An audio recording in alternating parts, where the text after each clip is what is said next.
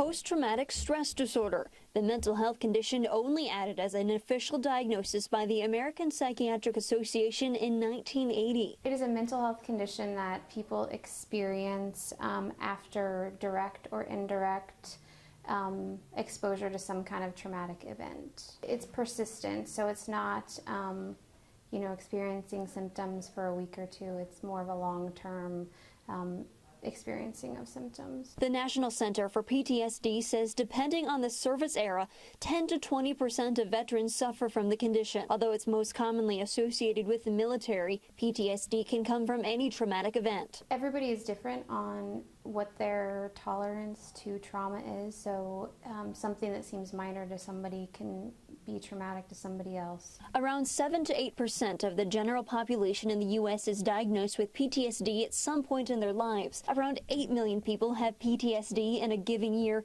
according to the National Center for PTSD. It can be, loss of a loved one, a car accident, anything that you deem traumatic. The symptoms of PTSD are broken down into 3 categories. Re-experiencing symptoms, meaning those are like your flashbacks, racing heart, sweating, where you are re-experiencing, like you're back in that moment of when the trauma started, bad dreams.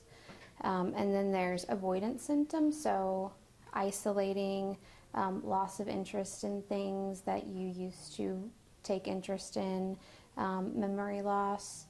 And then the last one is the hyperarousal symptoms, so the hypervigilance, feeling tense or on edge, increased aggression or irritability, and then the difficulty sleeping. And experts say most commonly show up 1 to 3 months after a traumatic experience, or in some cases, multiple exposures to small traumas. Atkins says awareness of PTSD is becoming more universal. It is something that's kind of in the forefront of mental health care, and so you see, commercials about it on TV, you hear things about it more frequently, but I, of course, think that there are probably people that are suffering that don't recognize that that's what that is. And that there is help and ways to get back to living your life. The best, probably, combination of treatment would be trauma-focused therapy, and then if medication is needed, you would consult a physician to see what was appropriate to help with the symptoms.